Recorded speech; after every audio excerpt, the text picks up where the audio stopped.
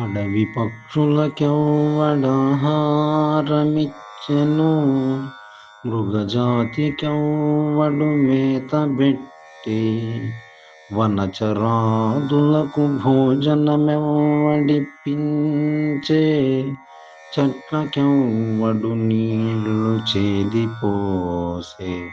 స్త్రీల గర్భంబున శిశువునెవ్వడు బెంచె, ఫనులకెవ్వడు బోసె పరగపాలు, మధుపాలికెవ్వడు మకరందమునరించె,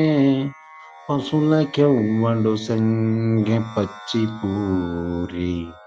జీవకోట్లను భూషింప నీవె కాని